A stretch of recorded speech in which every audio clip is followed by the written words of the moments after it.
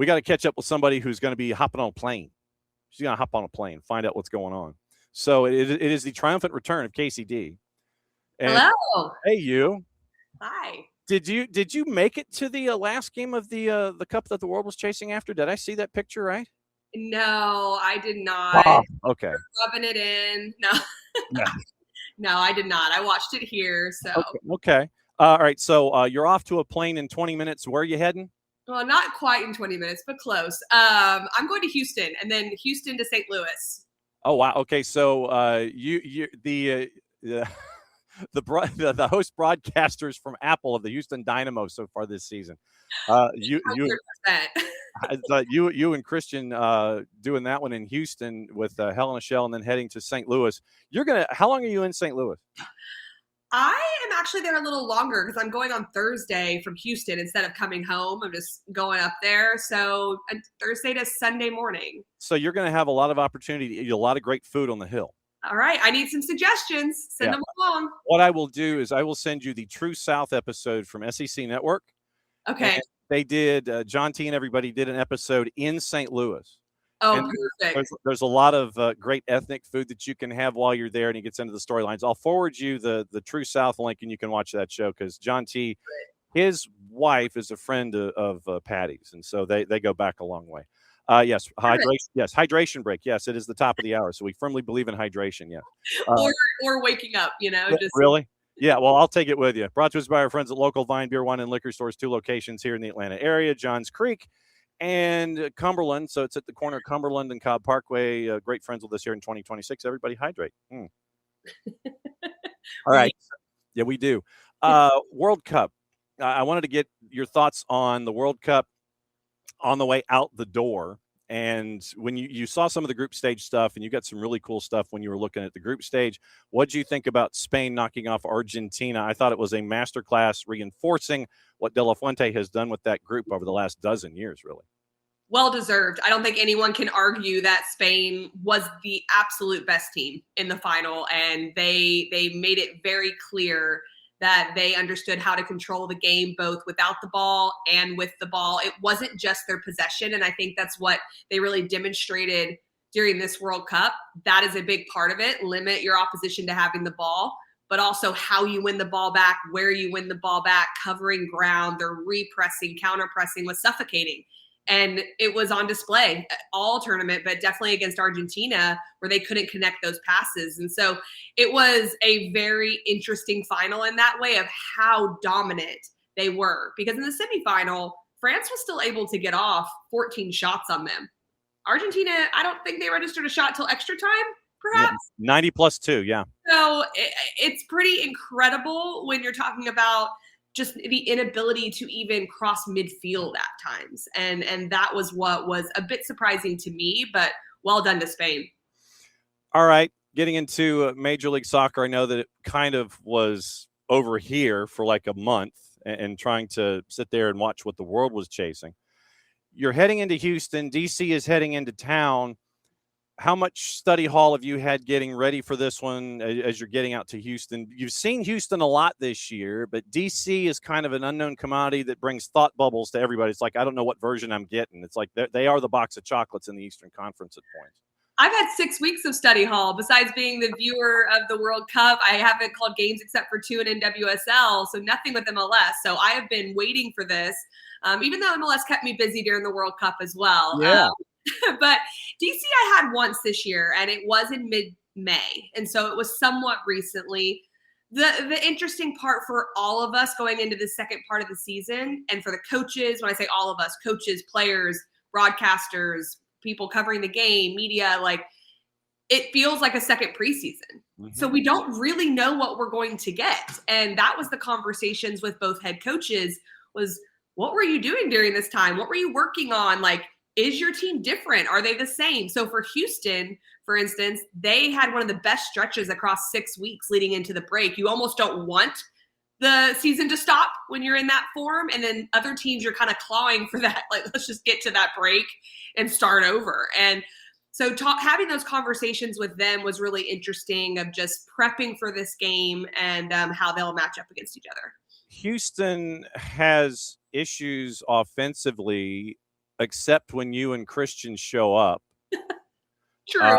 I mean, you're only averaging about a goal and a third a game from Houston, and I would have anticipated that they would have had a lot more impact offensively than what they've had so far to this point in the season. What's been the problem? There's a couple parts to this. The first part is they did play very attacking minded early in the year, and they got punished for it, giving up a lot of goals. And so Bielsa made a decision around the Orlando City game, which I had them again then, which I think I just keep saying that I had them.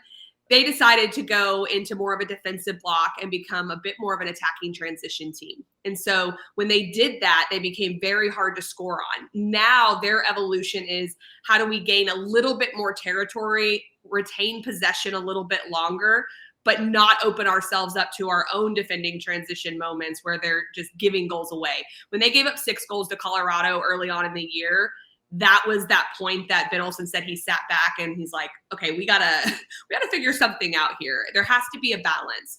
So they've really done that. Now it's, how do they have a little bit of both? Guilherme's been incredible going forward. Still waiting for Bogusz to get more on the stat sheet, more goal contributions. But then you bring in a Duncan McGuire, who they hope is going to be very impactful, because Ponce has a really tough year. And some of that's the way they're playing, and some is just his goal contribution's not there. So with the Duncan McGuire coming in, it's another option for Houston. And Houston put a lot of chips on the table for Duncan McGuire. I think it's up to $2.4 million in Garber bucks. I mean, this literally is, you're putting a lot of trust in this transaction to help you out of this offensive funk. He has the pace to get in behind. He has that quick first step to really stretch vertically. And you're right, they have put a lot into his basket. And I like it, though. I think this is another attacking player that can really make a difference for them, and in a different way. He's fine in build up, and he can do back to goal, but that's not what he's there for. He's brought in to mix things up centrally, cause problems, and he's got players around him that can play in those pockets. DC, you know, when you look at DC right now, they're right on the cusp of a playoff spot. They would be in the play-in game if the season ended today. They would be in the 8-9 play-in game. What has been the difference from last year's DC to this year's DC, where at least they're treading water? At least they're not, they ain't great, but they ain't where they were in the past. What's the difference? I'm chuckling because I just want to say Ty Baribo, but I'm not going to say just Ty Baribo. But 8 goals on the year so far. When you have a player like that, they can win you a game. They can get you a tie on the road with a goal, sneak it at the end and go. A little smash and grab kind of thing. And so I think he brings that ability, but it's more than that. With Montanu, who was hurt in the earlier parts of the year, their partnership starting to develop, another player that can score. Peglo hasn't quite come into the scoring piece, but he does some nice things in the wing. I just think that they are organized, but they have some of those attacking threats, and more than just one, with a couple players that can mix things up. But in speaking to Renee Weiler, I mean, he's not satisfied. I mean, I think they're fine where they're at. They're in a good spot, but he knows that there has to be more contribution from more players defensively and on the attacking side. Yep, and they waive Aaron Herrera. They send Gabriel Pirani to San Diego. But then they bring in Nathan Ordaz, which I thought was kind of one of those below the radar, oh, okay, from LAFC. I thought that was an interesting pickup, and they got that one pulled off the other day. It is interesting. And there's a player that can contribute, but not necessarily fully proven over time. And so putting the ability of him to come to a team like DC United, find a spot where they are looking for more of those contributors. And so there might be a big opportunity there. Those things can take time. But I don't think this was on anyone's radar that this was like, oh, we're definitely going to go after Nathan Ordaz. And so it really surprised, I think, a lot of people. And I'll be interested to see how it works out in that system. Then I'll skip ahead. Like, I don't know how much scouting you've done about all caps in St. Louis City, SC. I feel like I have to do it that way with all capital letters with City. They signed Jaziel Orozco to a contract extension. And then because of the past relationships with personnel, they bring in Alex Matan, which I thought was, once again, it's another one. Oh, yeah, I remember him from his time in Columbus. And so you bring in Matan to help things out offensively for St. Louis City, SC, and you're sitting there going, okay, that's an interesting piece here at the beginning of the window. It is. And St. Louis City was finding some form where they were starting to play a little bit better. We always knew that they possessed the ball well all year. Their system of play I've always been a fan of, and how they rotate the ball, but they just weren't finding the back of the net early on. They started doing that a little bit more. And I think you can see with a move like that, just solidifying more of their philosophy going forward. There were all those rumors in the media about they were trying to get Kuipers. It looks like he's going to Monterey. Like, can you imagine Kuipers in that St. Louis City system? I actually thought about that because they already have Hartle. They have a Betcher who can kind of play anywhere, that work, industrious type player, but to have like a proven goal scorer. So you can tell they're trying to figure out like, what are some of the little pieces to be able to add to this team. I think they're a bit of a dark horse to try and get into the playoffs. I really do. I have said all year that I love the way they play. I just felt like they were missing some pieces. I don't know if one addition's enough, but we'll see what happens.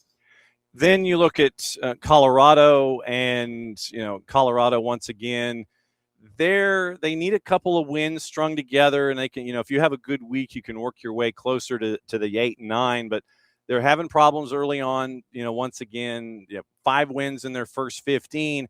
But they're only 4 points out of a playoff spot. So there's a lot of, you sit there and you look at things on the surface, it's like, well, they're 5-9-1 and they're only at 16 points. But you sit there and you go, but you're 4 points out of a playoff spot in a crowded bottom right there in the Western Conference.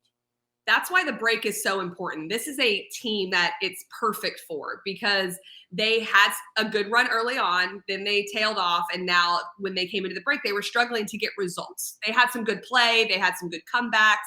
But the break is when you look at this as a staff and go, what is really the problem? You're trying to do that all year, but you're looking at your opposition. Those games are coming quick in a World Cup year, just like they're going to be this fall as well. So that period of time where you go, okay, exactly what do we need to do? Because they have talented players in that group. They have multiple players who are goal scorers, and Matt Wells has them in a system that's playing some really nice football, but the results weren't coming. And so I think this was a good reset for them, and focusing on the fact that they're as close to the playoff line as they are points wise.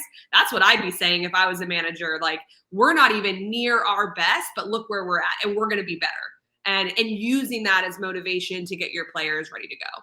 Kacey D hanging out with us here in her normal Tuesday slot before she gets ready to hop on a plane to head to Houston and Hell in a Shell, and then she goes to Energizer Park to see a pink bunny bang on a big bass drum on the weekend for Apple. 101 degrees tomorrow in Houston, just so you know. Well, so if I look like I'm like a drowned, rat or something on air, that's going to be a problem because I'm going to be so hot. Well, can Apple at least get you a lid or something, or maybe get you a cowboy hat? I'll see. Maybe they might. See, I mean, if you sit there and you're like wearing a cowboy hat, so they're not sitting there and it's like, and this is why we always wear in hot temperatures, it's always dark colors, and then try to figure out how we can hide in makeup that doesn't run. I don't have to do my hair and put a hat on and wear dark colors. To your point, we'll be all right. See, now if you get to wear the 10-gallon lid at Hell in a Shell, in those conditions and dark colors, that'd be good. That'd be some good stuff. That would be. Other couple of things. We got big names coming in.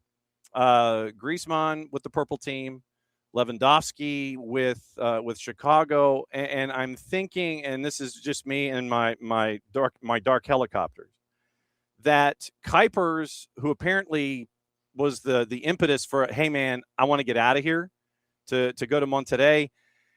Now, does that open up something for Goretzka? Because there was talk that Goretzka might be joining Lewandowski. You're getting all of these big names now hopping over here for the rest of this season, then the sprint, and then coming back on the calendar. What have you thought about all these big names that have been recruited to be a part of MLS now? I think the addition of the big names is fantastic for Major League Soccer, and I don't think we're done. I really don't. I do believe that there's a domino effect that happens with these things, especially after a World Cup. And then you have a Griezmann, you have a Lewandowski. So other players start to think, hey, how's it going there? Like, what's happening? And it doesn't hurt that Messi and Rodrigo de Paul went to the World Cup final and they are playing in the MLS. Like, that is helpful. And I was just at the Next Chapter media event that Major League Soccer put on in the city, and Griezmann was there being interviewed, and you could just tell he was excited about Orlando City and the opportunity there. And so I think that we're just scratching the surface of some of these big names. It might not all be this transfer window. It might be going into the sprint season and next year. But I do think that there's going to be other players that are going to make their way across. Yeah, Casemiro making his way down to be a part of the Messi and Friends group and everything. Yeah. What was it like to host as a part of that symposium that you are, where the world got to come to New York and New Jersey and hang out? What was it like to host a section in a symposium? I thought that was kind of cool. Two things can be true at once. It was amazing and it was new for me. So I was like, oh gosh, I better get this right. I'm with all these executives. These people are really smart. So it was a different role for me and I really loved it. And it was brought executives, creators, tech, so many different people together, former athletes, former players, talking about the current game. How do we grow this game? Looking at Women's World Cup 2027 and those conversations and the love of the game that was on display was really inspiring leading up to the World Cup final. So it was great. I had a panel where I was, fortunate to speak with the president of business operations for DC United, Danita Johnson, and Courtney Carter at Seattle Reign and Seattle Sounders, and Eric Stover with the Cosmos. And, I had Evan from, it was New Jersey Soccer, and Abe from US Soccer. So there were so many different viewpoints just on my panel, not to mention all the other panels that I sat and listened to. So I was not only a moderator, but an observer, which was really nice to hear, people that have expertise in different areas. So how do we grow the game in the next 340 days before everybody heads to Brazil? I think one of the biggest things is keeping the game in front of people. So one of the biggest conversations was, how do you retain the new fan and the casual fan that came into the game during the World Cup? That's the $1 million question we always have when there's big events, when there's a World Cup, is how do we maintain that? And MLS is making a huge push. They had commercials during hydration breaks. We can say what we want about hydration breaks, but everyone's watching it now. And to say, hey, these players, some of these players, 45 of them are in our league and are playing today and next week. And if you liked any of them, come watch them, come support them. And I do think that more proactive approach is better. And the NWSL is hopping onto that as well, because it is going to be the women's side. It doesn't need to be fragmented. You can view both the men's and women's side and love them both just as much, even though they're different. And so I hope that's what happens as we get out of this World Cup. Yep, and Gotham was down at Icon on the weekend in a downpour, and then they weren't. It was a big win for them against Seattle. And Sam, I haven't even had to ask you about Sam Kerr yet coming back to the NWSL. I know. It's great. I love seeing her back. She's so impactful. And Gotham is just doing some amazing things. They just figure out how to win games. Now, when you have a Rose Lavelle and a Sam Kerr and a Jaden Shaw and an Esther, and let me keep going, it does help because they figure it out and they change games. But there's a lot of buzz in New York around Etihad Park with Major League Soccer, obviously with NYC, but also now with Gotham. It's also tough for the New Jersey fans. It's a big change. And so I'd be remiss not to say that, because I play for Sky Blue. Those fans have been around forever, because when I played, that was a while ago. But it's a hard move, but I think it shows the ambition of just being in a park that is going to be state of the art and in another place. So all right, so has Owen forgiven you for not being at home the next week? We had a talk. He's not very pleased, but he'll be okay. I've got a great support system, and he gets a break from me, because I probably smother him a little bit when I am home. No, yeah, I just said that, Mom. He's like, you're embarrassing me. Exactly. Just get out there safe. That we'll be watching you and Christian. And obviously, that if you're ever bored on the road, you can crash at any time. And I know that you want to try to wake Christian up at some point to get him up from his left coast early morning. It's like, we're better off doing that if we're in the same place and we're tuning in from the same time zone, to your point. So I'll see what I can do. It's all good. Just be safe. Have great calls. We'll catch up with you next week. Be safe, my friend. Thanks. See you soon. There goes Kacey D. Bye. Kacey D is going to Hell in a Shell, and she's going to watch Houston. I can't wait to see now if she gets that 10-gallon hat. So when Houston is on the board, Houston, hello. So Houston and DC is where she starts her doubleheader week. 8:40 kick, Hell in a Shell tomorrow. And I can't wait to see now that we have planted that idea, if we can get KCD to wear a 10-gallon hat and have her at home at Hell in a Shell. She and Christian Miles are going to have the call on the midweek, and then they head to St. Louis for the matchup there on the weekend with Colorado. So heavy duty work in 2 matches in 4 days, and it's going to be Hell in a Shell with KCD and Christian. They're going to be Houston hosting DC United, and then tomorrow then on Saturday night 8:40 it is going to be St. Louis City SC hosting Colorado Rapids. That one is at Energizer Park. So that is the rundown with KCD, and we get to find out what is going on with her. The numbers that kind of come out when it comes to viewership and such for the tournament that we just watched. And our friends at Telemundo came out with the numbers yesterday from their perspective. And it was heavy-duty stuff. We got scoring power. We got the numbers. That's from yesterday. And the numbers that were posted for Telemundo were in, I think it was 22.6 million people. 22, and this is all across all platforms, because you have to kind of look at things now in that way. You have to look at it from the streaming perspective and all of that stuff. So you end up with 22.6 million across all platforms for Telemundo and their numbers. So then you add what we think is going to be double that. John Oron with the early numbers from his time at Puck, and 22.6 million preliminary total, on track to become the most watched World Cup final in Spanish language media history by total audience. So that was what was posted by NBCU and Telemundo. And so you're looking, Oron said yesterday that he's looking at the big FOX numbers, nearly double that.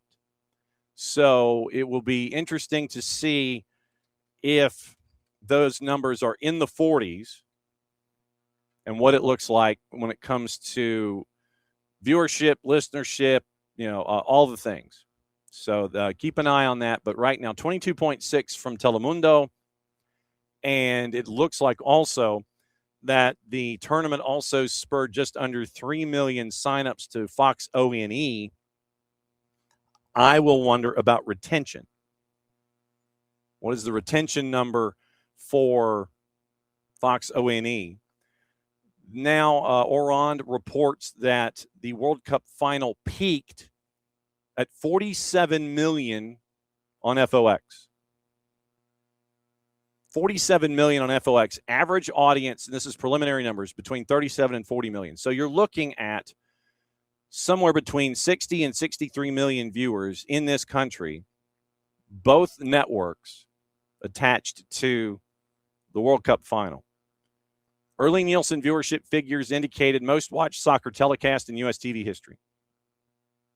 Peak of 47 million on FOX, average of 37 to 40. Final viewership, which will include big data components, set-top smart TVs, viewer panels, should be released this afternoon. And, of course, Big FOX declined to comment given that they're preliminary numbers. So you're looking at a tournament that ends up possibly in the neighborhood of 63 million for both Telemundo and for Big FOX when it came to those numbers. Coming up in a handful of minutes, we are going to break down something really cool. And it's the opportunity to check in on the Urban Poverty and Business Initiative and the local part of it, the Aspiring Community Entrepreneurs Program. And we get to catch up with folks from Notre Dame and from Morehouse on it and find out how it started, genesis of it, impact, the future, all the things. And we also get the local perspective from Morehouse as well. So that's going to be cool, coming up in a handful of minutes. And then at 11 o'clock, it's our conversation with Emanuel Stephens from Tuskegee and the women's soccer program. We talked to Coach Tarpley yesterday on the men's side, and you can find that interview in and around all of our platforms. And then we'll have this interview later this morning posted, and keep an eye out for sound bites on social too. But it has been a wall-to-wall morning on an early start for all of us here at SDH. A couple of things in lower divisions. You got the NPSL semis coming up this weekend. It's Bristol Rhythm and New Haven United, El Fadelito, and Ambassadors FC Ohio. That's your Final Four in the NPSL. This weekend, it is down to the Final 8 in USL League 2. All of the matches on Friday. Ballard, Ventura County Fusion, Vermont Green and Asheville City. We've heard that one before. Flint City Bucks and Peoria City, and Laredo Heat and Fort Lauderdale United. That's your Final 8 in League 2. And obviously, as we get closer to the championship games in those divisions, we'll catch up with those folks and find out what's going on with those tournaments next week. Mentioned the other camps that are going on, and from the 21st today to the 26th, and I have to get my big calendar out for this one because this is where I wrote it down. The U.S. men's beach national team, as they get ready for the 27 CONCACAF beach tournament, they're going to be in Fayetteville from now until Sunday, or now through Sunday. And then from the 24th, which is Friday, to August the 2nd, Katie Schopfer is the head coach for the U16 girls national team, and they're going to have activity down in Fayetteville as well. They're also going to have a couple of friendlies, and one is going to be very early in the morning on a Saturday, and one is going to be the 29th. They are taking on Mexico at 6 o'clock, and then on the 1st, I believe, on that Saturday, it's 10 o'clock in the morning, and nothing like having that bank calendar. You're sitting there, and it's like U16s against Mexico, 10 o'clock in the morning, August 1st. Keep an eye out on U.S. Soccer for all of those times and places to catch up with all of those things. So now, once again, we get to drift into really cool stuff that has an after effect and a legacy attached to what's going on with the World Cup. What a lot of us didn't know is that there is a program, and this is why we have them on this morning, is that there is a program that Coca-Cola, Notre Dame, Kennesaw, Must Ministries, they're trying to make sure that Atlanta's legacy starts and continues, if it hadn't already, through local entrepreneurship. And if you weren't a local entrepreneur, you got to sit there and learn about a program that can help you move forward. Just as a bit of an intro. Notre Dame's Urban Poverty and Business Initiative, the UPBI. So if you hear me say UPBI, that's so I don't take 90 seconds to say the full title. So first reference, University of Notre Dame's Urban Poverty and Business Initiative and the local, here in Atlanta, Aspiring Community Entrepreneurs Program. Entrepreneurs from historically underrepresented communities get mentorship, education, business support to launch and grow sustainable businesses. And once again, this comes from support from Coca-Cola. And you get opportunities for founders who are looking to have that lasting impact in the community going forward. And to be able to talk about this program and get as much intel on it as possible and find out about the genesis of the program, the impact of the program, what it's like to see it working in the community, those kinds of things. We get to hang out with a couple of folks who are far smarter than I am. And this is where we go to Notre Dame, and this is where we go to Morehouse. We get to catch up with Professor Michael Morris and Dr. Howard Jean-Denis, STEAM Entrepreneurship Program at Morehouse. And so, gentlemen, Dr. Jean-Denis, go ahead and take yourself off of mute because I think you're still on mute. There we go. Good morning, gentlemen. Thanks for dropping by the morning show. Well, thanks for having us. It's great to be here. I did want to explain, John, that in Atlanta we have two partner programs. One is the one you mentioned at Kennesaw with Must Ministries. The other is with Morehouse, and Howard has joined us from there. Yeah, and it's great to catch up with him at Morehouse as well. And so since I don't know if you guys had the coin toss before you both came on, but if you had a coin toss, who won the coin toss and is either going to defer or receive the first question? Who's going to answer the first question here? Did you guys talk about this? We did not, but I think it's me. Okay, so So what I will do is I will ask the question. We'll walk through this whole process. We'll start from the beginning of the idea and walk our way through. When you were presented with this idea of of this program, Professor Morris, what was your initial thought? What was the genesis of this idea when it came to the table? Well, I've worked in entrepreneurship in universities for 40 years, and while people are always sort of excited about the next high-tech Uber kind of a venture, our interest has always been entrepreneurship under conditions of adversity. So for a number of years, we've worked with low-income and disadvantaged entrepreneurs around the world. It's from lessons from that experience that led us to start the Urban Poverty and Business Initiative. The program is now in its 9th year. It operates in 60 cities around the world. So the point is to see entrepreneurship not just as a exciting thing to create cool technology, but as a way to empower people, as a pathway out of poverty, out of disadvantage. And our program works. So it's an extended program. It's a 10.5-month annual program. It has 6 components to it. So we work with these people over a more extended period of time. It's an in-person program. It's a cohort-based approach. All of these are critical elements that work well with the audience we're trying to serve. So when you look and you sit there and it's in 60 cities and the impact that it's been having, was this a slow trajectory? Was this a bell curve that had a steep run? Was this gradual? How did we get to 60 from ground zero? Yeah, no, it was not anticipated. So it started with a pilot program and a program here at South Bend at the University of Notre Dame in our community. And it sort of slowly climbed to 15 or so cities. And then it sort of took off. And we don't market the program, but we get a lot of inquiries about it. It's a big commitment on the part of the partners, which Howard can talk about.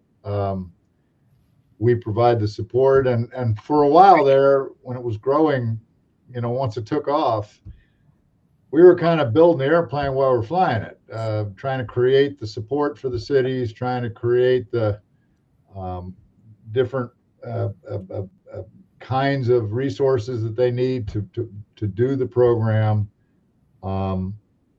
So yeah, it wasn't let's go get 60 cities. Right. It was. You end up with the gradual process. So then, Dr. Jean-Denis, let me ask you this: so with the house being attached, what's it like to have it there to be a part of this entire program? It's very, very exciting because the original mission of Morehouse is social justice, is to go out to the community and change lives and fight against social inequities, racial inequities, that type of thing. And so programs like this allow a university and the other partners to educate those who may not be in traditional education or who may want the opportunity to start a business. So it's exciting. You get a chance to apply what you're teaching in the classroom as a professor to individuals who are trying to change their lives, pay their bills, create wealth, feed their families. So it's a beautiful thing. What's been the impact specifically at Morehouse? Individuals touched, businesses created, that kind of a thing. Any numbers off the top of your head?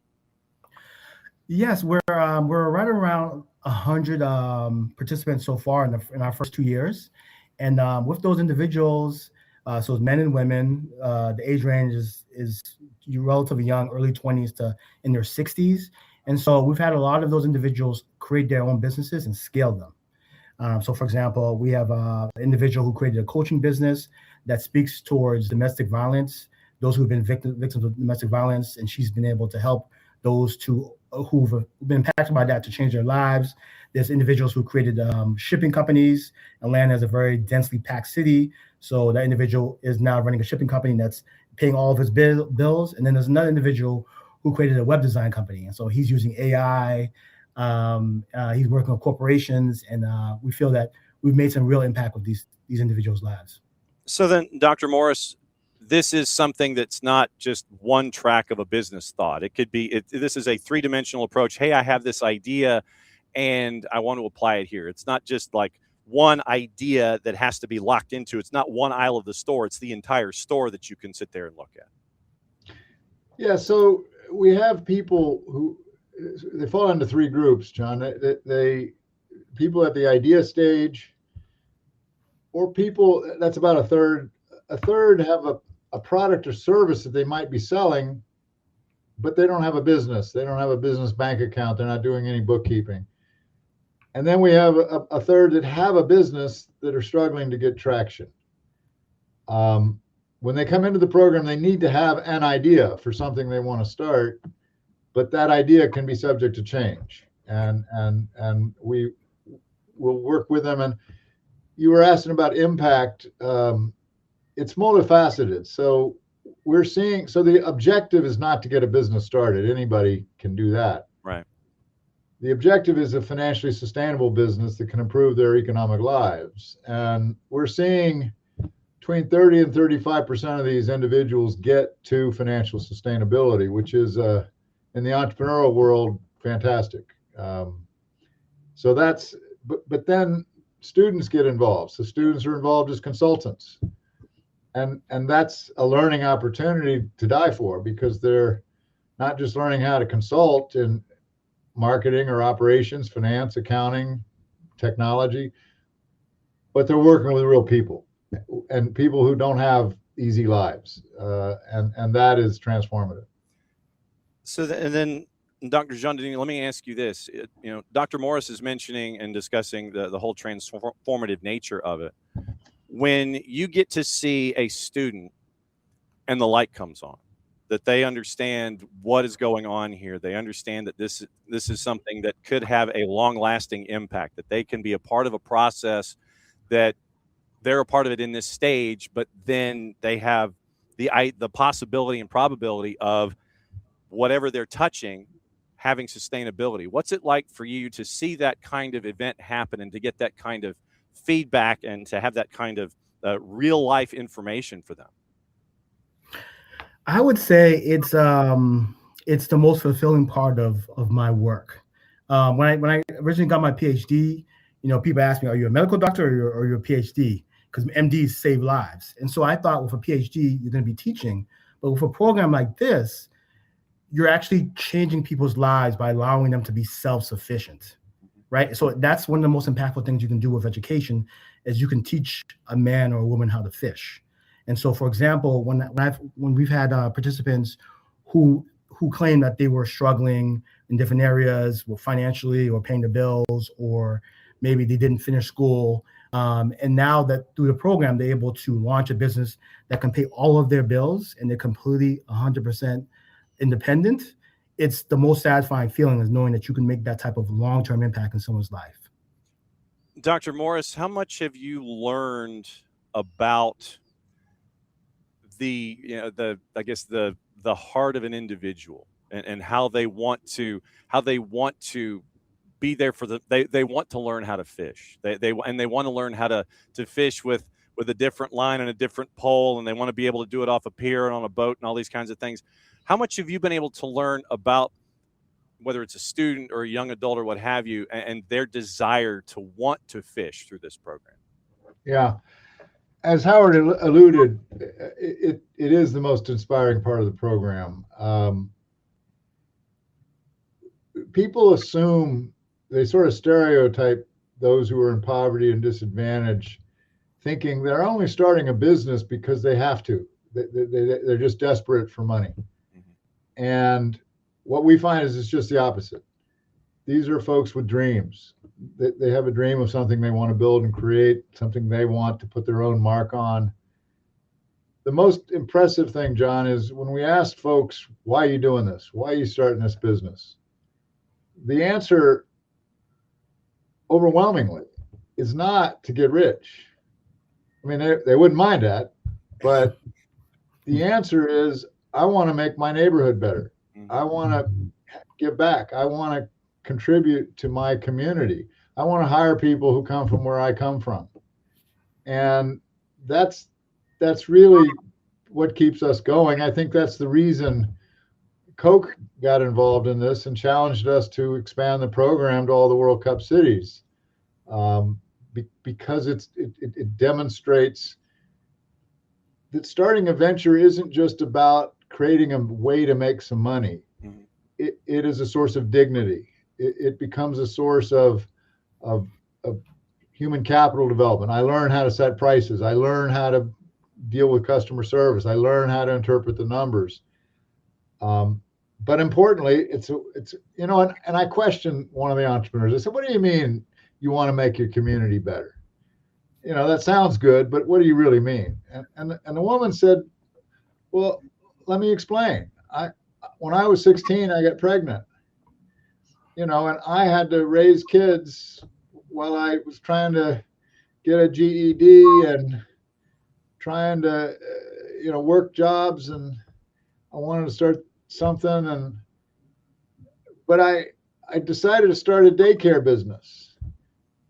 But the reason I decided to do a daycare business is because I know a lot of other girls who had kids at 16, and they struggle. They struggle with all kinds of issues, and my business supports them. And that's real. That's not just paying lip service." Well, and I mean, Dr. Jean-Denis, I mean, there are folks that obviously, these days they have those grand designs. It's like they want to be on the Forbes list. They want to, they want to have the tall building with all the glass, and they want to, be in the high rent district. And then there are those that they want to sit there and I'm trying to figure out how to phrase this. They want to reinforce the idea of, I was raised here, wherever here is. I was raised here. I love it here. Folks need to know how important this place is, and it doesn't need to drift away. When it comes to the students that you're with, how many of them understand that idea of home and reinforcing what home means to be and doing it through this program? That's an excellent question. Most of them, or all of them, I think that the program does a really good job of building community, where everybody, whether they're instructing, whether they're mentoring, consulting, or learning entrepreneurship, feels that they're learning together. It's not just somebody in a garage or someone in the classroom, just one-on-one with the professor. We're doing it with 20, 30, 40 people side by side. And so that reinforces the idea you mentioned of home. So of those who live in Atlanta, who were born in Atlanta, Atlanta is very diverse. We have a Buckhead, we have a Midtown, Decatur, we have wealthy communities, and we have communities that are struggling economically. And so I've heard directly from individuals saying that their parents, they may not have grown up in the two-family household, or they may have had a long stretch of unemployment, and now the business is now helping them to actually get their bills paid consistently over months and months and months. And I also have had individuals who, like, they'll see my last name is Jean-Denis, and they say, "Where are you from?" And I'll say, "My family's from Haiti, an immigrant family from Haiti." And then we start to talk about what home means, whether it's the United States or another country. We start to talk about the World Cup. The Spanish team won the World Cup, and we're learning about different cultures, about different socioeconomic backgrounds, and about the fact that anybody can start a business. It's not only for rich people in Silicon Valley. It's for somebody who believes in themselves and believes in the idea and persists. And so the idea of home is reinforces when you are economically sufficient enough that you can make a contribution to your home, and you feel like, I live here, I'm making a contribution here, and that's a great thing as well about the program. Yeah, and so you opened another door of wanting to talk about the Haitian national team and what they have been able to accomplish in a soccer discussion. I'm going to bookmark that because you and I can have that discussion later Sure. on. So then, Dr. Morris, let me ask you this: when we talk about this idea of home and being a part of the fabric of a community, how many of us that you run into, I mean, this is just outside the program and this can be anecdotal or what have you. How many of us today need to be reminded of how important home is, and having a program like this so you can reinforce that fabric so the edges don't get frayed and things look, a little beaten up, and if you put that fabric in the washer and the dryer, it might come apart a little bit. How important is it to remind folks, and how many folks have to be reminded how important home is through a program like this? I think it's a huge issue. As Howard was saying, and I think especially people who are making policy, people who are in government positions, leadership, that in the entrepreneurial world, every city wants to have the next SpaceX or the next med tech company or whatever. And the problem is when what you wish for comes true, it isn't what you thought it would be. And those companies, once they start growing, they move to Silicon Valley or Boston's corridor or wherever, the Research Triangle. The businesses we work with are the fabric of the community, and they're not moving. They're going to create jobs. Now, they may not create 500 jobs, but they're going to create jobs in the community. They're going to give back to the community. They're going to sell to the community and leverage with the community. And I believe when you go into some of these challenged communities that are left behind, and somebody starts a business and there's a second business, and you start to get more entrepreneurial activity, I think there's all kinds of spillover benefits. I think it's not just those businesses start to pay taxes and contribute economically. I think you start to see school dropout rates go down. I think you start to see crime come down. I think you see a bunch of, and there's a sense of community pride in those businesses when they see that the construction jobs being done by an entrepreneur who came from our neighborhood. That is inspiring to folks, and that is the sense of community. So then, Dr. Jean-Denis, when it comes to this program and standing on whatever, if you want, whatever mountaintop you'd like to here in this case, how would you, for someone who doesn't know that this program exists, and you have your megaphone, you could sit there and it's like, okay, here's why it's important. How would you best put into words from the highest mountaintop you could find, hey, this is a good thing. It helps because it helps us with the idea of home. It shores up the fabric of the community. It reminds us about where we need to go and what we need to do to make sure that no one is left behind when it comes to where we grew up and where we live. How would you best use that megaphone with this program to explain to folks this is something that we need to pay attention to here?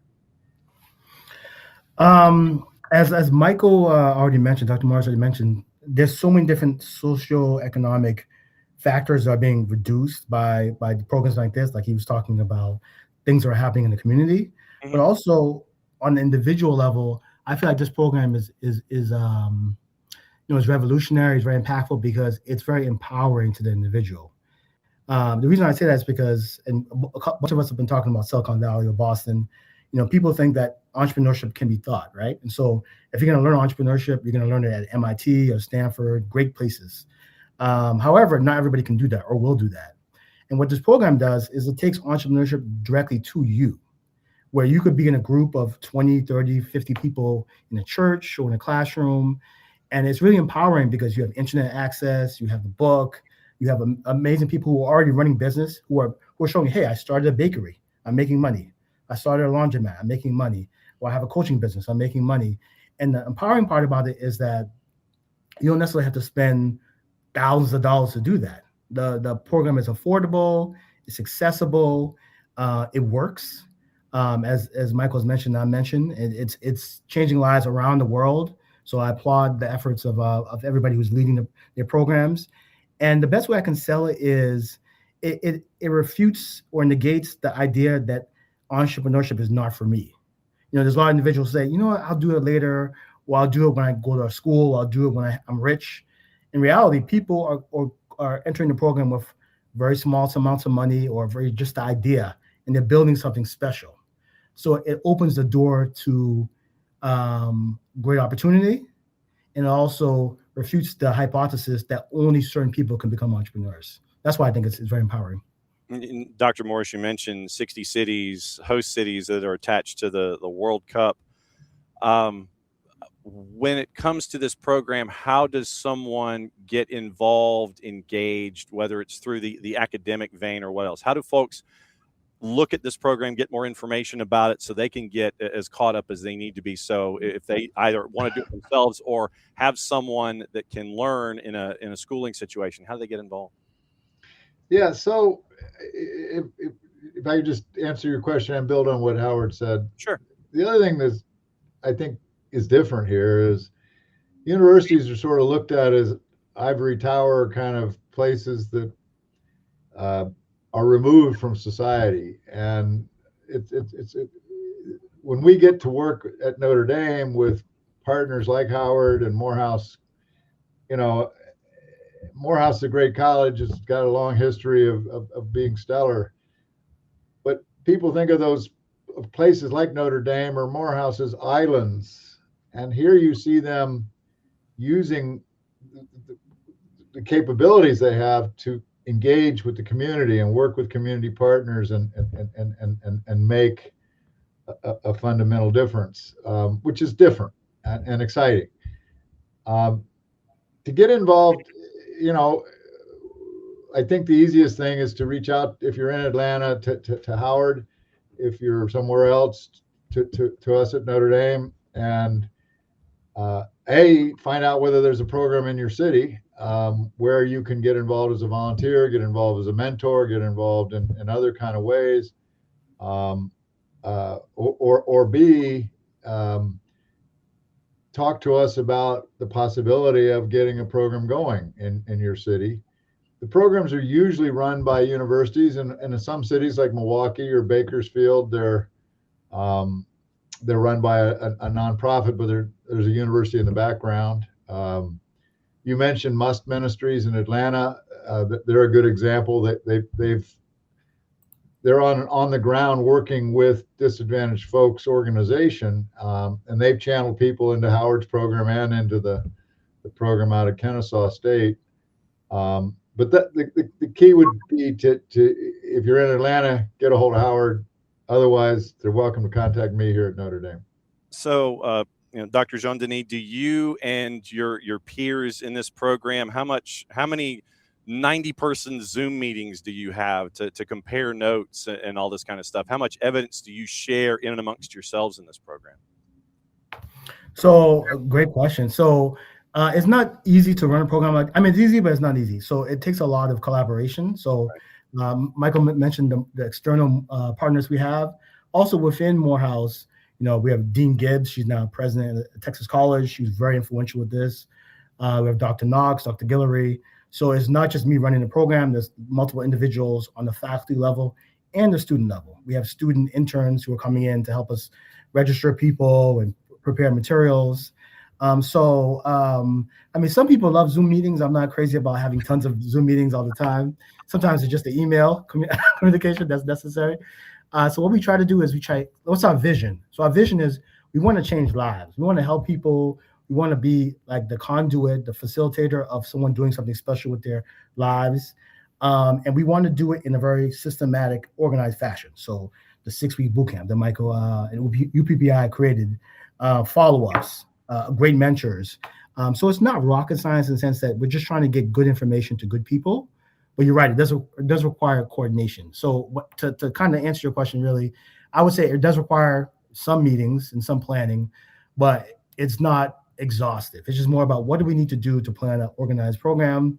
and then you're off to the races.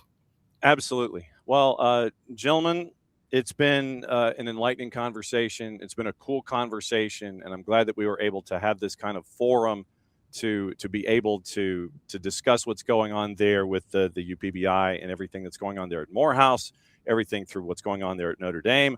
As a Florida State alum, Dr. Morris, I'm not going to mention anything involving our 2 football programs that happened when Bobby Bowser. I'm going to just go ahead and let that go. So, Dr. Jean-Denis, Dr. Morris, thanks for dropping by this morning for the education. We can't thank you guys enough. And do either of you need notes to get back into class, or are you okay? We're okay, John, but I should tell you one of our best partners is Florida State.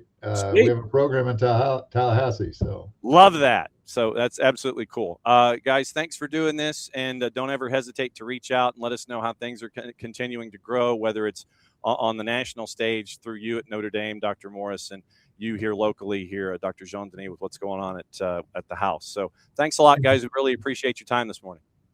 Thank you. Thanks for having us. Thank you. There we go.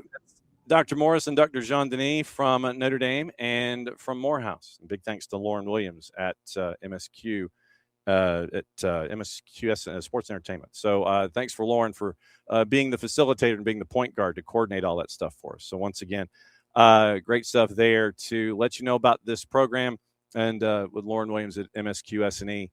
It is just to, once again to let you know, it's through the University of Notre Dame's Urban Poverty and Business Initiative and the local Aspiring Community Entrepreneurs Program. So it's the ACE program with the UPBI that's based out of Notre Dame. Historically underrepresented communities, mentorship, education, business support to launch and grow sustainable businesses. They're getting help from Coca-Cola now, expanding opportunities for founders, and the numbers that were mentioned, 30 to 35% now, and it's 3 separate tracks. It's either an idea or a product that needs a home, or if you're struggling to sit there and make it viable over time. So you have 3 aisles that you can work with this particular program. And you have consultancy to help you out along the way through university structures or through city structures that are attached to this. 60 cities and now the host cities that were attached to the World Cup that's a part of this whole thing. So once again, if you're here in the Atlanta area, Dr. Morris is titled, by the way, Professor of Entrepreneurship and Social Innovation at the University of Notre Dame. And so it's a big program. Big thanks to Coke. Thanks to Dr. Morris at Notre Dame.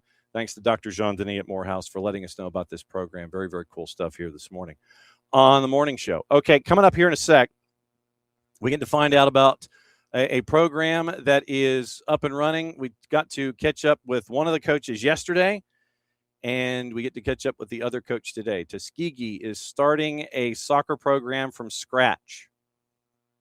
What's it like to do that? We found out from Coach Tarpley on the men's side yesterday. Had some really cool stuff that he was able to tell us about how he's building the program, and we're going to catch up with Emanuel Stephens here coming up in a couple of minutes, and we'll find out what his approach is, considering that that Coach Tarpley said he's cool with doing ECNL and MLS Next.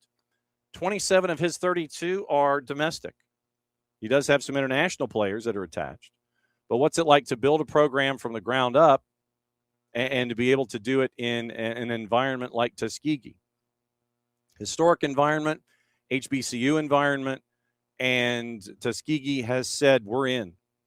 And to catch up with Coach Tarpley, who knows the landscape from the Georgia side of things, from the Alabama side of things, from his time that he's been coaching in the high school ranks, and from his time at the college ranks in the NAIA over at Faulkner. Hydration break, hang on. It's been a long morning. We've been at it for almost 2.5 hours. But to be able to have a university have the faith in this idea of a program, and you got, another couple of weeks before your players show, and then you're off and running with exhibition game. I want to say it was on the 12th for the men, and then your first match against AUM in Montgomery at the Emory Fulmer Soccer Complex, going up against the top 25 team in the NAIA on the men's side. What's it like on the women's side? We'll find out from Coach Stephens coming up here in just a little bit. It's been a full morning. Catching up with Will Pelagic, the play-by-play voice on the radio for Charlotte FC. Get to find out what's going on with him. Also get to find out what's going on with Kacey White as she hops on a plane, and she's going to be heading to Houston and then to St. Louis for her 2 matches this week on Wednesday and Saturday. Then being able to find out about the hospitality industry and how it was impacted and what it learned about itself, and for everything that happened in the World Cup. We got some numbers from Dr. Jackson at Kennesaw State and the hospitality program there to find out, okay, here's what we're learning about. The 6 weeks that Atlanta was a host city. And so we get to find out about what the infrastructure part of it is. And then now in a host city with the UPBI program, about how you can learn and continue to help keep home and build from home as maintaining the fabric of those places that we've grown up in all this time. Let me get into what to watch, where to watch it, how to watch it, brought to us by our friends at Fanati's, fntz.co/soccer down here.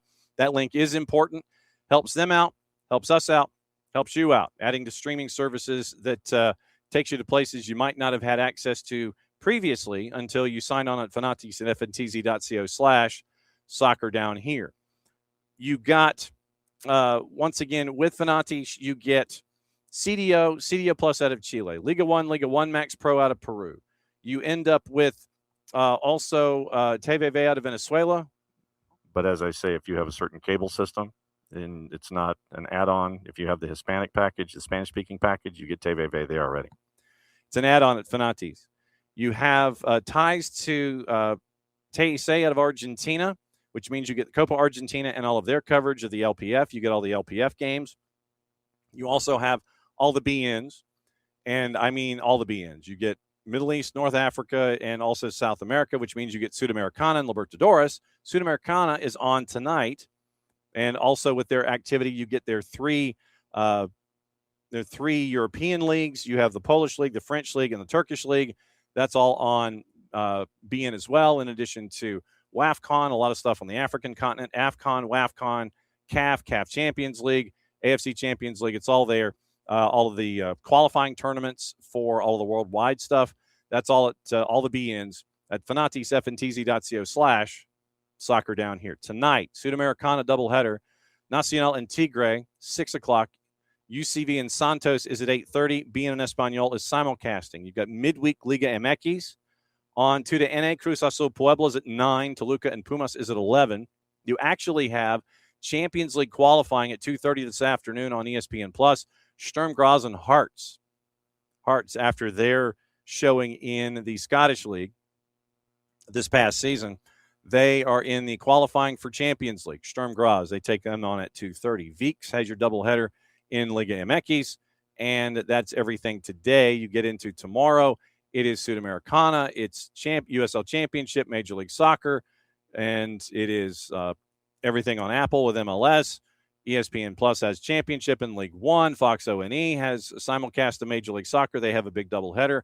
One of those is Atlanta and Charlotte, probably going to be an 8:25 start. And you also have MLSnextpro.com on One Football, and that is, and on the MLS YouTube channel. Carolina Core, Messi and Friends 2, Vancouver Whitecaps and Austin, Paramount Plus, Scottish League Cup, Queens of the South and Aberdeen, and USL Championship in the women's leagues tomorrow, Northern Super League, Calgary and Ottawa. That one is at 9 o'clock tomorrow night across the networks. Once again, fntz.co/soccer down here. Player movement, Jean-Denis has joined Benfica on a loan from Al Nassr. 7th club, and he's only 22. Option to make the move permanent, €30 million at the end of the 26-27 season. Konrad Leimer signed a new 3-year deal with Bayern Munich, extending a run that began when he joined from Leipzig in 2023. Made 136 appearances for the club, 2 Bundesliga titles, and a German club.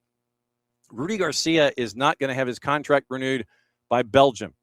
Did not reach an extension agreement. Got him to the quarters, lost to eventual champ Spain, 18-month tenure that began in January 25. World Cup set attendance and economic records.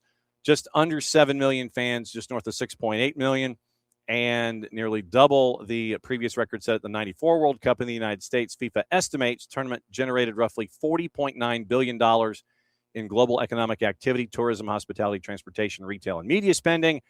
And that was why we bought all the expensive gear frankly. Tonight, once again, AST, live from Charlotte, 10 o'clock, 92.9 The Game, Odyssey app, 92.9 The Game YouTube channel, getting you ready for Atlanta United and for Charlotte up in the Queen City. So Paulo Diaz, Junior Alonso, and Chris Henderson, they all met the assembled media yesterday.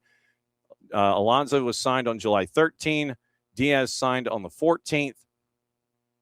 Diaz comes in on a free after 7 seasons at River Plate. And Diaz said it's a lot easier, speaking purely in sporting terms, to go to teams that are in better shape. But for this, it's a great opportunity, being in a great city and a great club, being able to show that we can turn this around. Junior Alonso's route ran through Miguel Almiron. They're pretty tight as friends. And Miguel told him what to expect as a city and the club once Atlanta's interest turned serious. Was 2 seasons at Atlético Mineiro in the Copa do Brasil and a league title. Paraguay reached the round of 16 this summer. Chris Henderson called Alonso a hardworking defender who gets to add solidity and stability to the back line. Both players kept coming back to the same theme in their own words. They talked to Tata Martino specifically about defensive solidity, not conceding first so the attack has room to work. Alonso, quote, if we're solid defensively, we don't concede goals. And at some point, we're going to break this bad streak we've had of not being able to score. Diaz played alongside LGP at River Plate. Chris Henderson also told the local media back on July 9th that he could add up to 5 players, confirmed yesterday in good conversations at multiple positions further up the field, and some of it, once again, has to go with outbounds so you can have inbounds. Alonso has his visa, is available Wednesday. Diaz's paperwork still being processed, so it will be interesting to see what Tata Martino's lineup looks like. Matt Edwards is day-to-day. Jay Fortune out 3 to 4 weeks because of the hamstring injury, the left hamstring that had him removed after 11 minutes in the matchup on the weekend in Nashville to lay out everything that is going on there. So let me see if I can find what else is going on. I do have an idea. We're going to do gossip, rumor, and innuendo, let you know what's going on in and around the planet. And we've got you ready for the day with what to watch. And so we'll catch up and find out what's going on with Tuskegee, hopefully, here in just a couple of minutes. But let's get into the gossip, rumor, and innuendo and what it looks like. Let's see. Javier Tebas has blasted FIFA. Jean-Denis, we mentioned that. Topps is going to release a one-of-one card of Lionel Messi and baby Lamine Yamal. The value of that card, I don't even want to know. Paris FC has added Mali's Sinayoko to fuel the PSG rivalry. Lassine Sinayoko in offseason transfer news from the Associated Press. That came out earlier this morning. And offseason transfer spending for the club, majority owned by France's richest family, above 65 million euro. Paris are the biggest spender in Ligue 1 this summer, building for a second year back in the top tier, bankrolled by the LVMH-owning Arnault family. Paris beat PSG in League and Cup last year. Paris said that Sinayoko signed a 3-year deal without disclosing the transfer fee paid to Auxerre, scored 12 league goals last year. Price was reportedly 8 million euro, a little over $9 million. Follows higher price deals for teenage midfielder Patrick Zabi from Stade Reims, Italy defender Diego Coppola from Brighton, and winger Pablo Paggi from Lorient. They've placed 11th in their Ligue 1 return, now coached by Liam Rosenior, who led Chelsea for a cup of coffee before starting with their club, Strasbourg. And that was the path for Rosenior. Sinayoko played 30 matches for Mali, 10 goals, 3 at each of the past 2 editions of AFCON. Mali reached the quarterfinals each time. So Messi and DePaul are on hiatus, by the way, according to Lizzie Bescherano, for the next 2 matches. So no Messi midweek, no Messi weekend, no Rodrigo DePaul either on the midweek or the weekend. So getting you into the transfer news and looking at all of the transfer talk. I'm trying to see where's my gossip? Come on now, where's my gossip? Okay, here we go. All right. So Nico Williams, you got to keep an eye on him. Athletic Club Arsenal is now interested. Now that he won the World Cup, United and Villa interested in Iliman Ndiaye. Trending rumors, Arsenal made fresh contact with Athletic Club over Nico Williams. Talk team reports that. 24-year-old reportedly one of their priorities now that Morgan Rogers is off the table. Mikel Arteta looks to strengthen the flanks, could be signed for €90 million because of the release clause in his deal. Liverpool and Barca have shown interest in Spain. International registered the assist and the winning goal to Ferran Torres. And the three-letter paper claims that Arsenal remain interested in Villa defender Ezri Konsa to replace Ben White. United and Villa interested in Iliman Ndiaye. According to Fabrizio Romano, both clubs reportedly made contact with the Toffees regarding a move to the 26-year-old. United are struggling to make progress as they can't do anything unless they offload Marcus Rashford first.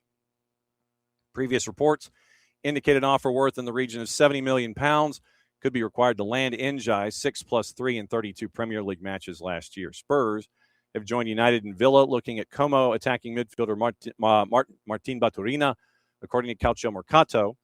3 Premier League clubs reported to be at the front of the queue for the 23-year-old Croat international after he showed his potential in the World Cup. Serie A club could be open to parting ways for Baturina for around €80 million. United exploring a move for Crystal Palace winger Ismail Assar, according to Foot Mercato. United reported to have made an inquiry for the 28-year-old. While he's not currently seen as a number one option, optimism that a £40 million deal could be completed due to him being a fan of the club. Sarr was a standout performer at the World Cup for Senegal, scoring 4 goals in 4 matches. Junior Krupi's rundown is looking this way. So hang on just a second. We need to hang on just a second. I need to send a note. Okay. Hang on just a second. Oh, okay. I got it. All right, here we go. That might be my fault. So hang on just a second here. So let's see, sending it now. Okay, my bad. That's totally on me. All right, so E. Stephens. So I got to send an email with the link to, I thought I sent an email, so I didn't. And so we'll do it this way. E. Stephens at Tuskegee.edu. Okay, so we'll go here. And let's see. Got it. Okay. So, all right. So SDH. All right. So let's go here. Nothing like doing a little bit of live meatball surgery while we're looking at it. Okay. So getting close. Where's my emails here? Boom. All right. No, I'm not dragging or dropping files. I'm not doing any of that. So, okay. So, no, I'm not dragging or dropping files into the middle of my emails. Okay. So, I guess that was on me. I forgot to send the email in the right direction. All right. So, Coach Stephens will be joining us here in a second. All right. So, other rumors. It was Junior Krupi, interest from City, Arsenal, and Spurs, according to iNews. Ready to stand firm are Bournemouth. They want to hold on to all their key players amidst preparation for Europa League. Offers to sign Krupi worth £100 million would be dismissed. Chelsea and Newcastle. Chelsea's interested in Newcastle left back Lewis Hall. Team Talk reports they're monitoring the situation. Reported he currently prioritizing a switch to Manchester United if he leaves St. James Park. Real Madrid's Alvaro Carreras among the names being considered by Stamford Bridge hierarchy as they look to find a long-term replacement for Marco Correa, who made the switch to the Bernabeu for €55 million last month. Alice Sambath has completed her signing at Spurs from Lyon, which surpasses Senia Gopset's club record of £375,000. Other rumors. L'Equipe, Manu Kone, Arsenal's interested, as are 2 other Premier League clubs, as against Manchester United and Inter for the AS Roma midfielder. Gianluca Di Marzio, Al Hilal have shown interest in Internazionale center back Alessandro Bastoni, linked with a €70 million move to Barcelona. TalkSport, Morgan Rogers, Aston Villa have identified Crescencio Somerville as a potential replacement. Football Insider, Newcastle are in the race for Nottingham Forest fullback Nico Williams, Nico with an E, not Nico with an I. Gazzetta, Villa and Emi Martinez are saying that now they have agreed to personal terms with Juve. Foot Mercato, Ipswich Town reached an agreement to sign Issa Diop from Fulham. Team Talk, Hull City made an approach for Villa winger Leon Bailey. Philip Heinz, Leipzig keen on Hoffenheim striker Fisnik Aslani. 4-letter paper. Spurs could move on teenage winger Mikey Moore on loan at Rangers. Football Insider, Southampton expected to dismiss interest in winger Leo Cienza from Leeds. And Team Talk, Villa and Newcastle interested in Galatasaray midfielder Gabriel Sara, who could be signed for a fee worth £25 million. Whew. It's a lot of movement. That is a lot of movement, people. So that is the rundown of all of the gossip to get you ready for everything. We have Sudamericana tonight to get your week started. Is it Sudamericana? It is Sudamericana, isn't it? Yes, Sudamericana tonight. So whenever Libertadores kicks back in, our friend Howard Hamilton from Soccer Metrics will give you everything in the Libertadores. But right now, Sudamericana tonight, doubleheader, 6 and 8:30 on BN and BN Sports. And so you can get that at Fanatis at fntz.co/soccer down here. Quickly, the other stuff that we like to talk to you about here, Grady Baby and GradyBaby.com. You can get the Soccer is Just Better in Atlanta gear that we have collaborated with them on. They're also having a 25% off sale right now. So you can get everything at Grady Baby at 25% off. But once again, when you invest at Grady Baby, then the proceeds from that as a part of our Soccer for Good campaign help out middle school soccer programs that are attached to the Atlanta public school system. So that's good stuff from our friends at Grady Baby. 25% off. You can never go wrong. And you can never go wrong and get the gear. And what I would do is go a size up. Go a size up from what you're used to doing, and then that way you take. And this is me talking about my lack of laundry skill. It has to do with temperatures. Go a size up, just for insurance sake. So just be careful when you do it, but get a size up. It allows for shrinking that way, but it's really cool, really comfortable. You can get it in the red and the black of Atlanta United. Soccer is Just Better in Atlanta, the gear at Grady Baby and GradyBaby.com. Once again, 25% off sale. They're running that right now. So it'll be fun to get back to wearing that stuff too. So very, very cool. Hang on just a second. Sorry, talking a lot for 2 hours and 45 minutes. We are going to be setting, I think, a modern day record when it comes to, we are going to be setting a track record here, because in my silliness, I sent it in one direction. I sent the email one direction, should have sent it in another direction, and that's why Coach Stephens is being efforted as we speak. But once again, remember, tomorrow we'll go over, what do we have going on tomorrow?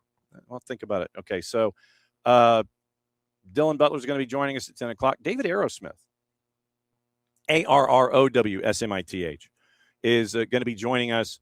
He'll be joining us at 9:15 tomorrow. He has 2 books out, and one is on Maradona and one is on Narcoball, and how the sport has been interwoven, or at least it was when it started to be interwoven with all the drug lords in South America and how they invested in it. So think of it like the Escobar situation in South America. So David has these 2 books out. And when we noticed that he has a book out on Maradona with what was going on with Argentina in the World Cup, it was a no-brainer for us to reach out to him. It'll be in the afternoon because he'll be joining us from England tomorrow to talk about his 2 books. David Arrowsmith joining us at 9:15. Dylan Butler joining us at 10. It is going to be our big preview day when it comes to everything Major League Soccer in the midweek. And so we'll have all of that ready for you.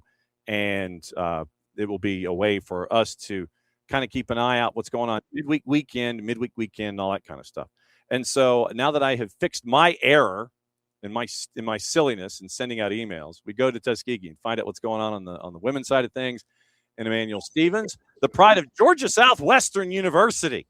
Yes, sir. Yes, sir. How you doing? All right, good to have a Kane on the show here. And I know that as someone who is you grew up here in the state of Georgia, and you know what soccer has been doing as it has grown. You've been on a bunch of different levels, NAIA, a couple of NCAA D, and then you add numbers after that. You've made the tour You know what the sport has done. You know what the sport has been growing into. Why did you think you were going to apply for the job at Tuskegee, and I guess what's the why here, Coach Stephens? So it's actually been something that they've been talking about for a while. So I have one of my best friends is the track coach, Coach Jones, now Coach Easterling. And so she had told me, a few years back that they were thinking about it. And so it's intriguing, right? The historic nature of Tuskegee, hearing about it, knowing, people that went there, and then just seeing how well she's been doing there. She's won everything that you can win in the SIAC. And so, so she sparked the interest.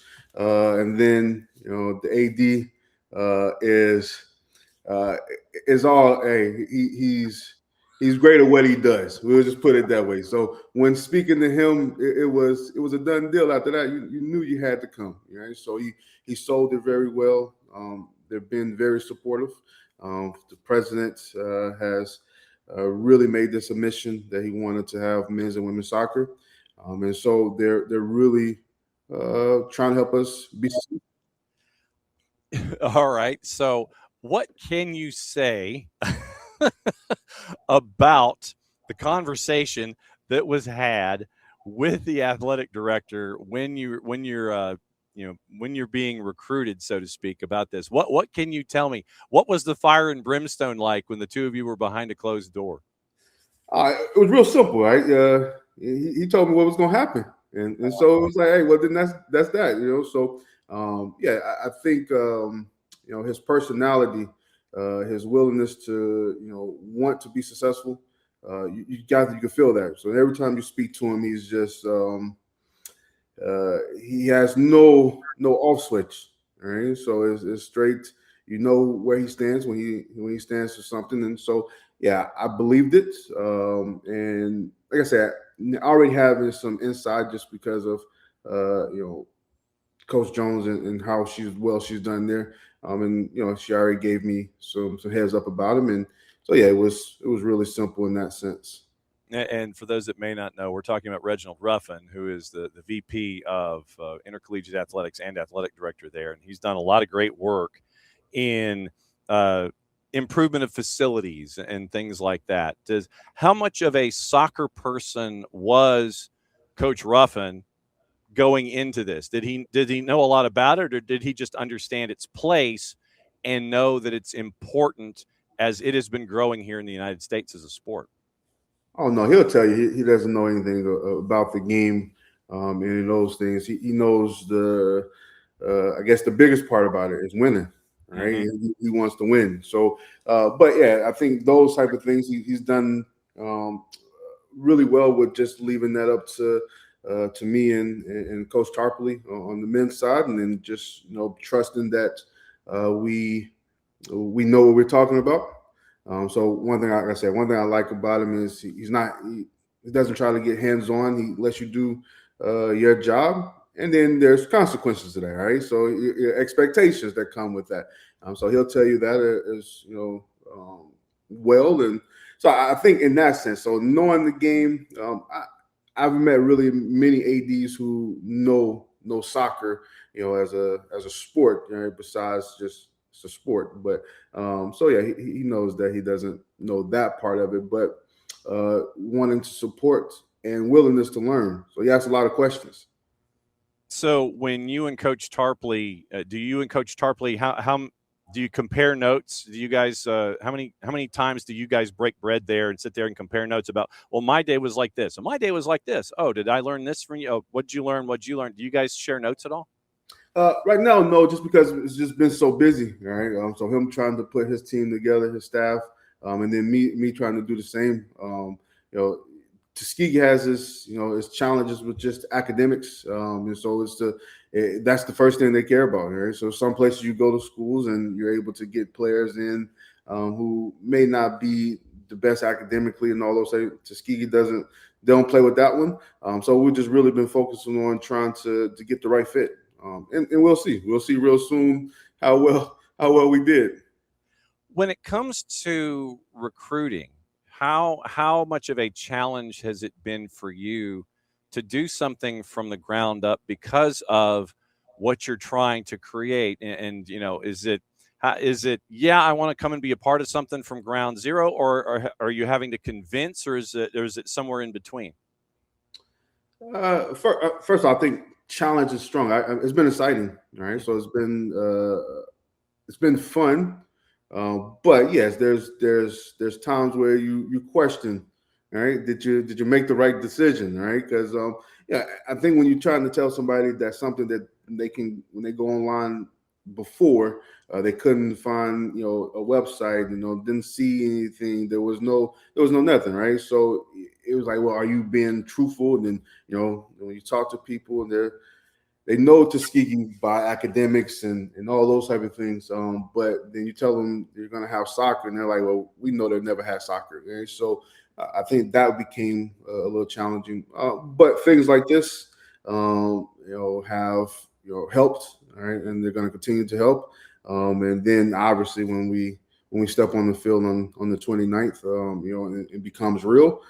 I think those things helps as well. But the players, believing the players that we have that are coming in, the 22 that we have coming in, they all believed, and now their clubs and their high schools, know that Tuskegee has a women's soccer program. Coach Tarpley is going the way of local. United States, for the most part, saved 5 of his 32. He's a firm believer in ECNL and MLS Next. How are you building your side? Yeah, so we're all from 11 states. So all the girls that come from 11 different states. So we're all, we didn't bring in any nationals just for different reasons for this year. Obviously, we still will recruit, and that'll be a part as we move on. But yeah, it was, I think Atlanta has the biggest population of players from us right now. We're there. So it was, I think at the beginning it was a little bit more challenging to try to, get people to come on board and things of that nature. But I think it's become a lot easier.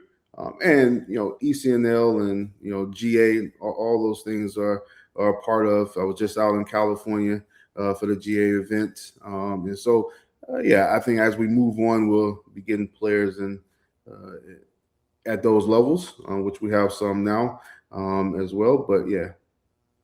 I mean, what the sport means in the state of Georgia. You've grown up here. You know what it grows in the Midwest, especially when it comes to women's soccer.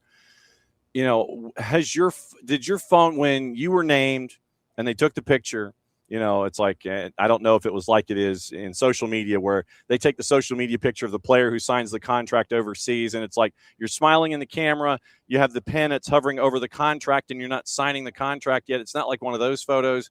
But did your phone blow up the instant that you were named to the gig? Did your phone blow up? I'm very I'm getting better with doing things like this, right? So I'm very quiet and didn't say I didn't really let many people know, and so it was more so just trying to get myself acclimated with the school. And so then the school finally did a article and things of that nature. So I just had a little bit more things to work with compared to just doing it and people calling, texting. So it was a process. I guess that's the best way to say it. It was more of a process of how. So when it did come out, I was able to really. We already had 1 or 2 players already committed by then, and then now it was we start to post those, and then it was able to just go a lot quicker. So that's the way I did it. Because you're not just looking for a player, you're looking for a special individual, because they've got to understand that this is starting from zero. This is starting from scratch. You're in the kitchen and you're trying to find the ingredients in the fridge, and you're going shopping and you're trying to figure it out from there. What kind of individual are you looking for?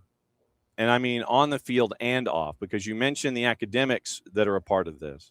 What kind of an individual are you looking for internally that you know is going to represent Tuskegee well, represent what you want for the program, what Coach Ruffin wants for athletics? What kind of individual are you looking for to be a part of things there at Tuskegee? Yeah, so obviously first right now, a player had to be willing to take a risk, right? Coming into a place was, you're going to be the first. And so a big question was, well, are you going to be competitive, and how are those type of things? So the whole recruiting process for me, listen, the expectation is to come in and compete. And so I want a player who is willing to do the work, right? Who is going to work hard. If you look at this World Cup, you see there was teams who, if they just competed, then they will be, it'll be fine. You can put in those things. So we want hardworking players. So players who will do those things. I know you switched up on me. That's all good. You're in charge here. Yeah. So yeah, we just want players who are willing to commit, and understand that we're trying to build the program first, and then obviously as we go on, then there'll be different type of things that we'll look for, because then we'll know what pieces that we'll need to bring in as we move on. So this year was a little bit different in recruiting. Obviously, you want always character based and all those type of things. It's a little bit more challenging because you don't have, and when you have a team already, you can bring your recruits and they'll come in, they'll meet the players that's already on the team. And then the players will give you some insights. Coach, when we were together on this recruiting, this player, we don't think their player would fit. Well, now you just bring in people, you're trying to see if you can get everybody to fit together. So it's going to be interesting. It's going to be fun to see who people really are. When you talk to people in the recruiting calls, everybody is in their best, right? They want to make sure they show that, hey, listen, we want to come here and play. We're going to really put in the work. We're going to do all this type of things. So we'll see who's been really doing our summer packet, who's really been working out. So all those things should be fun as we go together. What is your expectation for year one? Yeah, so I tried not to put too much burden on any of us, right? But like I said, we already spoke about the AD. His expectations for us to go out and win games. Now, winning two is there's a lot in those things, right? Obviously, we want to win every game that we play, but we'll be playing some teams who will give us more challenges and things of that nature. But the biggest part is competing. Is when you leave the game, you know that you played in the game. And I think that's where we really want to make sure that we are showing up every game, right? Because in theory, some people put us on the schedule because we're a first-year program. And that's fine. I understand. And I probably would have done the same. But, we want to make sure that we're competing. And I try not to get caught up in styles and those type of things, as this year. And when we move on, we'll have a brand of way we play. But this year is really going to be figuring out what type of standard we can set playing-wise as well. All right, so there's parts of this. There's on the field, there's in the classroom, and then there's how people are in the community and all those type of things. So if we can bring all those three things together, then I think we'll be able to build a quality program for years to come. What's it like to be a part of the growth of the sport within the ideas of an HBCU? Because we're seeing it at South Carolina State, it's at Albany State, and it's now there at Tuskegee. What's it like to be able to do this also to add to the legacies within HBCU framework? Yeah, so I was in the SWAC for a lot of years, and just seeing the growth that the SWAC is making. So I just, right before I got on this, I just looked at Alcorn, for instance. Alcorn, they're going to play University of North Carolina this year, which is, for the HBCU sector is massive now. And so I applaud him for doing those things. When I was at A&M, we wouldn't play Auburn, Mississippi State. So you're seeing HBCUs getting to be able to play on those platforms. Now it's just, can we get the players who can play at those levels, right? And so I think that's the beauty of it, is just seeing the coaches that are at HBCUs right now putting in work to build their programs and getting better. And then challenging and ourselves with that, because our conference, in the past, just didn't get the same respect as other conferences. And so only way you can do that is going out and playing teams that, people feel that they're better than you and all those things. But yeah, so I like where it's going. We still have obviously a long way to go. But having Tuskegee come into that is going to be a big thing. So now they have more opportunities to play college soccer. How difficult is it to navigate a first-year build because of what is going on in intercollegiate athletics with NIL, and then you have the trickle down, and signing day wasn't what signing day now isn't what signing day used to be, and you have athletes kind of waiting, and then it's like, well, if A, then B, instead of just getting the straight up, okay, I'm coming, end of story. How difficult is it to navigate a startup with all of these other things going on in and around intercollegiate athletics? Yeah, so I feel that it's an interesting topic, right? Because to a certain degree, it doesn't really trickle down to our level. Okay. Now that being at the D2 level, and even when I was in the SWAC, I think where we are, right? So one thing I'm very upfront: we are not them. You're not gonna get those things where we are.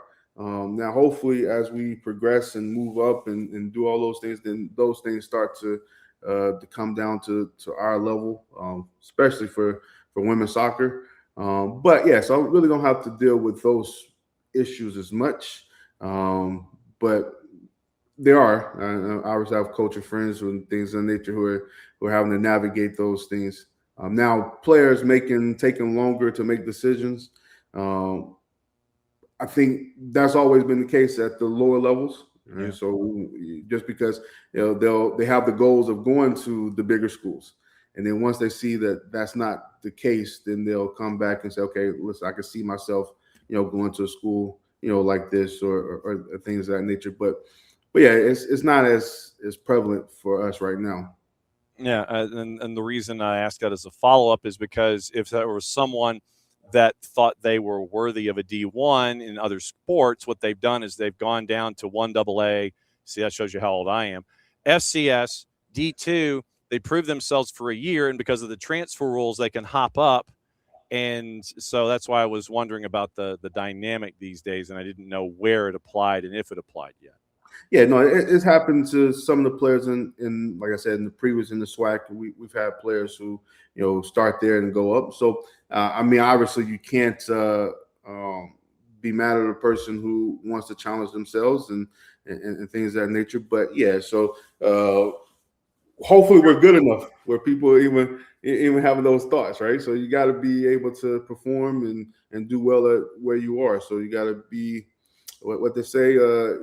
Take care where your feet are. You got to be able to do that first. So we got to show that we can play, and then the rest is just what happens.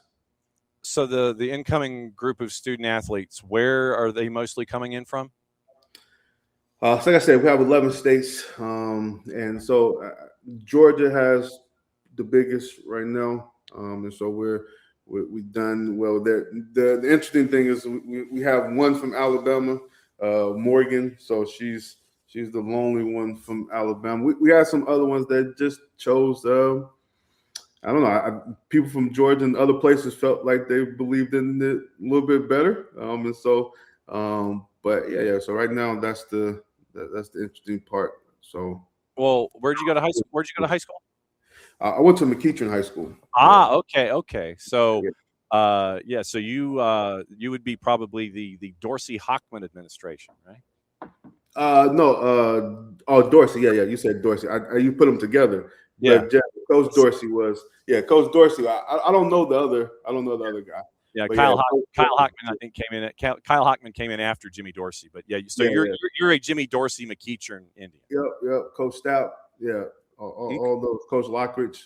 Yeah. Mm-hmm. I'm old now. Yeah. You're not as old as me. I'll tell you that right now. Oh, yeah, no. But the idea now. So I was asking. I knew that you were a Georgia/Atlanta high school person, and because of where you have been, because of where you've been, where your feet were, you knew about soccer in the state of Georgia from a high school level. So where are the student athletes coming from inside the state? So one is Jones Creek. Okay. Then we have another one that's from Lassiter High School. So Osborne, Campbell. Those are right there, right? Yeah. You got Cobb County locked down, man. That's what. Oh yeah. When the Osborne, the Campbell one, I told them, back in the day, I used to just run y'all schools, but I was like, So yeah. So we have a good amount coming from that area. Yeah, you get higher classifications, and you're in Cobb County. That's not a bad place to start. Yeah. When does everyone report for you? July 31st. So okay. So you got a whole 10 days to catch your breath before everybody shows up. Yeah. So we'll move in, then we'll do physicals, and then life will really get started. Okay. When's your first exhibition match? So the 21st, West Alabama. Okay. And then your first match. When's that? Is the 29th, Edward Waters at home. Okay. And so you have the sum total of 38 days before Edward Waters gets the first one there. It's a big one, too. It's 2 HBCUs. Yeah. So, from Jacksonville, Florida. They're coming up to come and hang out with you. I cannot thank you enough for this. Obviously, we're going to be knocking on your door a lot this year because of it being a first-year program and the cool factor that's attached to it on a bunch of different fronts. We're going to be keeping an eye on you. I can't thank you enough. Do you need a note to get back into class, or are you okay? No, we're good. You're good. Class don't start till July 31st. Then we'll probably need some notes. Okay. We'll come up with some on stationery and we'll send them your way. Go get some lunch or go get a late brunch or everything. I can't thank you enough for doing this and for giving us the update on the progress report and everything. We'll be catching up with you soon, Coach. Congratulations. I know the work is just beginning, but we'll catch up with you soon. Okay. Okay, sounds good. We got to get you some Tuskegee stuff back there. Look, my wife, aka the boss, she has already said whatever's coming in the house, she's wearing first, and she's an Auburn alumna. That shows you where she's an Auburn alumna, and she's like, whatever stuff is coming in this house, I'm getting it first. And I'm like, and because I'll open a box, somebody will send scarves and things, and she'll look at it with me. Oh, she'll go, oh, and I go, I know what that means. Yeah, so that means that she gets it first. But once again, Coach, I can't thank you enough. Very, very cool to catch up. We'll see you soon, my friend. All right, thank you. Take care. You bet. Emanuel Stephens, the inaugural women's soccer head coach at Tuskegee. Very, very cool. We made 3 hours. Tomorrow, once again, Dylan Butler joining us at 10. It is author David Aerosmith joining us at 9:15. ARROW SMITH, not like the rock band. And we'll get you ready for all the news and notes and the juice boxes and everything and who is officiating where and all of that. It was a hell of a show. It's a big MFing show is what this was. Once again, thanks to all of y'all for hanging out with us as long as you did. And we set a modern day record for length of show. And so I'm going to thank everyone that was here this morning. And then I'm not going to talk for like the rest of the day. So here is the rundown of who was here this morning, and where is it? Let me get the notes, or did he send it out? Okay, because I think Jason was on his way up to he was on his way up to the Children's Healthcare of Atlanta training ground, and also up to Charlotte as they're traveling as a group. So. If you have not, then please subscribe to Morning Espresso, brought to us by our friends at Kaiser Permanente. Kaiser Permanente, great friends and sponsors with us here at SDH. They bring you Morning Espresso. It's like our morning paper. All the stories that Jason comes across that we need, that we think that you need to start your day. Go to soccerdownhere.net, go into the read section, and there's a box to subscribe. Hit your email in there. Bang, you get our morning newsletter every single day. All the stuff that goes on in and around the planet. So the guests today were a lot. Will Pelagic, play-by-play voice of Charlotte FC, joined at 8:30. Dr. Leonard Jackson, professor of hospitality management from Kennesaw State University, joined us to talk about the impact that the World Cup had on the hospitality industry and all the infrastructure that was going on in and around this area as a host city. Braden Dunham, we heard from him as he is at camp for the U20s. They're heading to Mexico today before they head to tournament play, and they're looking for qualification for the U20 World Cup and the Olympics and the Pan Ams. The U.S. Opens against Haiti in Puebla, Mexico on Saturday night. KCD joined us to break down everything in MLS. Dr. Michael Morris from Notre Dame. Morehouse's Dr. Howard Jean-Denis on the Urban Poverty and Business Initiative and the Local Aspiring Community Entrepreneurs Program. Help from Coca-Cola here in 60 cities and the host cities that are attached to the World Cup. Thanks to their friends from Coca-Cola, thanks to Dr. Morris, and thanks to Dr. Jean-Denis. And then Emanuel Stephens, the head coach for the Tuskegee women's soccer program tonight, by the way. Once again, reminder, Atlanta Soccer tonight, live from Charlotte, 10 o'clock, 92.9 The Game, Odyssey app, 92.9 The Game YouTube channel, getting you ready for everything going on with Atlanta United and Charlotte before they all head up to Foxborough from there after the match tomorrow night. So they're in Charlotte, leaving today, match tomorrow, staying Thursday, I believe, then heading north. I don't know if they're flying into Boston or Providence, but then you've got the matchup on the weekend. We'll see if we can catch up with our friend Dave Feldman on Friday as well. So for all of that, man, morning OG, by the way, crazy. Oh, you did a coaches clinic at there 25 years ago. Very, very cool. So good morning to the OG. Morning to Abby, who was with us for a while. Morning, Alex. Morning, David. And let's see if we've got anybody here that we might have missed. Yeah, me and Math. You don't need that. Let's see. Abby, David. And there you go. All right, that's a big show. It's a big MFN show. And we'll be back at it again tomorrow morning. I'm not talking between now and 9:05. So since it is the end of the show, that means one thing. We get to do this. And Mucha Platiel, play it safe, and we will catch up with you very, very soon. Hope you enjoyed it. And it was a lot to talk about. The individual segments will be up on the network, on your podcatchers. And big thanks to everybody who made all this stuff possible this morning. Mucha Platiel, play it safe. End of the show. It means we get to go here. Catch your breath. We'll be back at it again tomorrow.